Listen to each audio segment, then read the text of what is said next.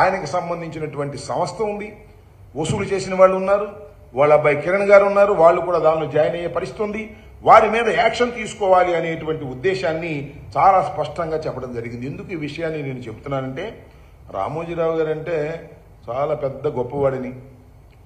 రాజశేఖర రెడ్డి గారు ఆ రోజున రామోజీరావు గారి మీద యాక్షన్ తీసుకోవడానికి ఒక కమిషను, ఒక యాక్షన్ తీసుకుంటే ఇది పత్రికా స్వేచ్ఛ మీద దాడి అన్నారు. రామోజీరావు గారు లాంటి పెద్ద వ్యక్తి మీద మీరు దాడి చేస్తారా అన్నారు. ఇది చట్ట వ్యతిరేకమైనటువంటి కార్యకలాపాలు రామోజీరావు గారు చేస్తున్నారు అనే విషయాన్ని అనేక సందర్భాల్లో చెబితే దాన్ని మసిబూసి మారేడుకాయ చేయాలనేటువంటి ప్రయత్నం చేసేటటువంటి కార్యక్రమం చేశారని ఈ సందర్భంగా నేను మనవి చేస్తున్నాను. మీకు అందరికీ తెలుసు, అనేక సందర్భాల్లో జగన్మోహన్ రెడ్డి గారు కూడా చెప్పారు, దుష్ట చతుష్టయం అని. రామోజీరావు గారు కూడా దానిలో వ్యక్తి. ఏదో ఒక విధంగా తనకు అనుకూలమైన ప్రభుత్వాలను ఏర్పాటు చేసుకొని తన అవినీతి కార్యక్రమాలని కొనసాగించుకోవాలని భావించేటటువంటి వ్యక్తులలో చనిపోయినటువంటి రామోజీరావు గారు కూడా ఒకరు అని చెప్పడానికి ఇంతకన్నా పచ్చి నిదర్శనం ఏం కావాలని నేను అడుగుతా ఉన్నా. దోపిడీ చేసేటటువంటి కార్యక్రమం, ఒక్క పైసా పెట్టుబడి లేకోకుండా ప్రజల దగ్గర నుంచి డిపాజిట్ల ద్వారా వసూలు చేసి సామ్రాజ్యాన్ని నిర్మించుకున్నటువంటి వ్యక్తి రామోజీరావు గారు. ఒక్క పైసా కూడా ఆయన పెట్టుబడి ఉండదు, మొత్తం అంతా ప్రజల దగ్గర నుంచి వసూలు చేస్తారు. వసూలు చేస్తే తప్పు లేదు, చట్ట వ్యతిరేకంగా వసూలు చేసి వాటిని అన్నింటినీ పెట్టుబడి పెట్టేటటువంటి కార్యక్రమాలు కూడా చేస్తారు. మీ అందరికీ తెలుసు, చిట్ ఫండ్ కంపెనీలు ఉన్నాయి, అనేక చిట్ ఫండ్ కంపెనీలు మూసేస్తున్నారు.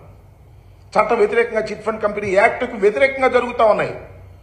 మొన్న మీరు చూశారు, వైఎస్ఆర్ కాంగ్రెస్ పార్టీ అధికారంలో ఉన్నప్పుడు రామోజీరావు గారికి సంబంధించినటువంటి చిట్ ఫండ్ కంపెనీ మీద కూడా అనేక సందర్భాల్లో ఎంక్వైరీలు వేసి వాటి మీద విచారణ చేసినటువంటి సందర్భాలు ఉంటే నెత్తి నోరు కొట్టుకున్నారు తెలుగుదేశం వాళ్ళను, రామోజీరావు గారికి సంబంధించిన వారు. ఏమిటి అన్యాయం, ఏమిటి అక్రమం అనేటువంటి ఉద్దేశంతో చట్ట వ్యతిరేకంగా రామోజీరావు గారు చిట్ ఫండ్ కంపెనీలు కూడా నడుపుతా ఉన్నారు. చిట్ ఫండ్ కంపెనీ వ్యవస్థ ఆ చట్టానికి అనుగుణంగా, చిట్ ఫండ్ చట్టానికి అనుగుణంగా చిట్ ఫండ్ కంపెనీని నడవాలి తప్ప దానికి వ్యతిరేకంగా వాటిని ఉల్లంఘించి చిట్ ఫండ్ కంపెనీలు నడుపుతున్నటువంటి వ్యక్తి రామోజీరావు గారు. అందువల్లనే వాళ్ళని యాక్షన్ తీసుకోవాలనేటువంటి ప్రయత్నం చేస్తే నెత్తి నోరు కొట్టుకున్నటువంటి సందర్భాలు ఉన్నాయని కూడా ఈ సందర్భంగా నేను మనవి చేస్తున్నా.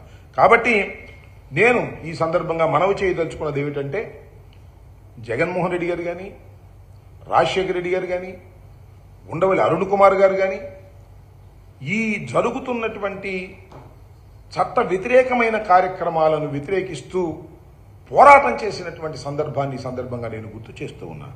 అలాంటి రామోజీరావు గారు, ఆయన వెనకేసుకొచ్చినటువంటి అనేక మంది, ఇవాళ ఈ రాష్ట్రాన్ని పరిపాలిస్తున్నటువంటి ముఖ్యమంత్రి గారు కూడా దీనిలో సింపుల్ ఏంటంటే, తనకు అనుకూలమైన ప్రభుత్వం కావాలి ఈ రాష్ట్రంలో, తెలంగాణలో కానీ చూసి చూడనట్టుగా వెళ్లిపోయేటటువంటి పరిస్థితి. ఎన్ని నేరాలు చేస్తున్నా, ఎన్ని ఘోరాలు చేస్తున్నా వాటిని పట్టించుకోకుండా ఉండాలనేటువంటి పద్ధతుల్లో రామోజీరావు గారు వ్యవహరించారు. వారి వారసులు కూడా అలాగే వ్యవహరిస్తున్నారు. అందువల్ల రాజశేఖర రెడ్డి గారి మీద రామోజీరావు గారు కానీ, లేదా చంద్రబాబు నాయుడు గారు కానీ, వీళ్ళందరూ కూడా రాజశేఖర రెడ్డి గారి మీద, అదేవిధంగా జగన్మోహన్ రెడ్డి గారి మీద పుంఖాలుగా అసత్యమైనటువంటి వార్తలు ఫ్రంట్ పేజీలో వండి వార్చేటటువంటి కార్యక్రమాలు చేస్తున్నారు.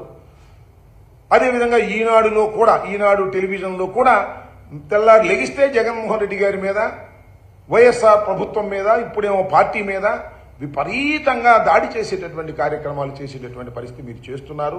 ఇది చాలా దుర్మార్గమైనటువంటి అంశమని మనం చేస్తున్నాం. ఎందుకంటే రామోజీరావు గారు ఆయన వాళ్ళు చనిపోయి ఉండవచ్చు, ఆయన చనిపోయిన తర్వాత ఆయన వారసులుగా కొనసాగుతున్న వారు ఉన్నారు.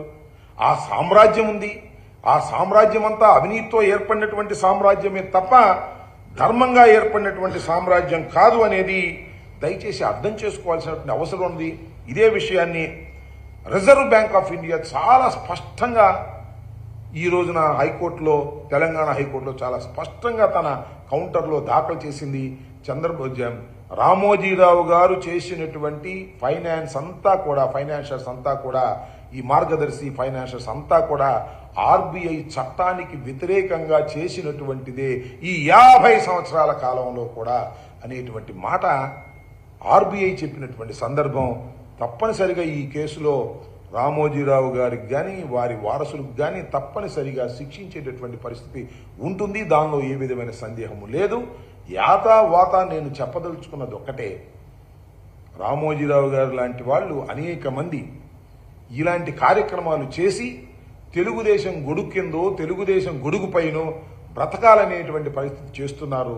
ఇంత దారుణమైన అంశాలను మాత్రం చంద్రబాబు నాయుడు గారు కానీ వాళ్ళు కానీ వీళ్ళు కానీ ఖండించరు. వాటిని మోసేటటువంటి ప్రయత్నం చేస్తారు. తెల్లారు లెగిస్తే జగన్మోహన్ రెడ్డి గారు ఆర్థిక నేరగాడని, జగన్మోహన్ రెడ్డి గారు విధ్వంసకారుడని ఇలాంటి ప్రచారం చేసే కార్యక్రమం చేస్తున్నారు. నేను చాలా సందర్భాల్లో చెప్పాను. ఇప్పుడు కాదు, డాక్టర్ వైఎస్ రాజశేఖర రెడ్డి గారు ఉన్న రోజు నుంచి మేము చెప్తున్నాం, రామోజీరావు గారు వైట్ కాలర్ క్రిమినల్ అని, ఆయన నేరగాడని మేము చెప్తున్నాం.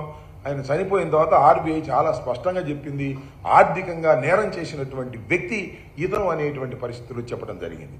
దీన్ని మూలం నుంచి తీసుకొచ్చినటువంటిది రాజశేఖర రెడ్డి గారు. ఆయన మరణించారు.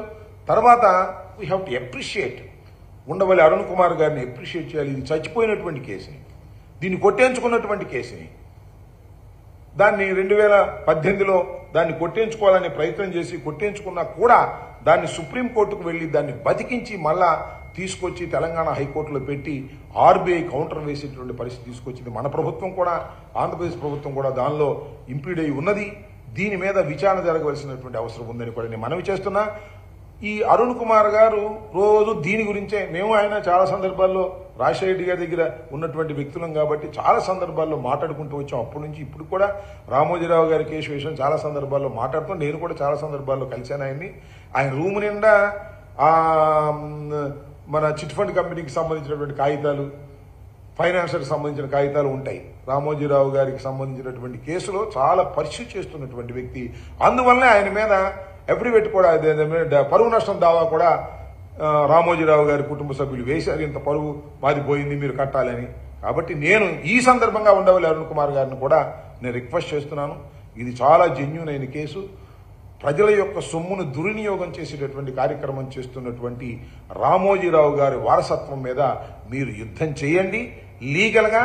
దాన్ని యుద్ధం చేయకపోతే మీ మీద వేశారు కదా మళ్ళా పరువు నష్టం దావా, అది కూడా మీరు గుర్తుపెట్టుకుని దీని మీద యుద్ధం చేయాల్సినటువంటి అవసరం ఉంటుందని కూడా నేను ఈ సందర్భంగా మనవి చేస్తూ, మార్గదర్శి చేసినటువంటి ఈ కార్యక్రమాలన్నీ కూడా చట్ట వ్యతిరేకమైన కార్యక్రమాలు. చిట్ ఫండ్ కంపెనీ చేస్తున్నటువంటి కార్యక్రమాలన్నీ కూడా చట్ట వ్యతిరేకమైన కార్యక్రమాలు.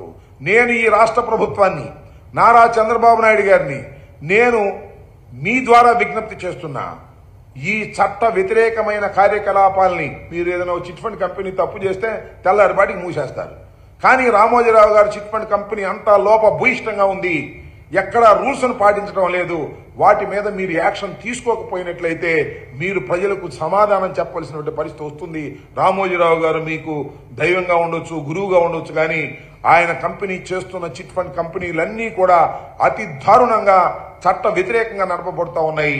వాటి మీద కూడా యాక్షన్ తీసుకోవాల్సినటువంటి అవసరం ఉందని ఈ సందర్భంగా నేను చెప్పదలుచుకున్నాను. దాన్ని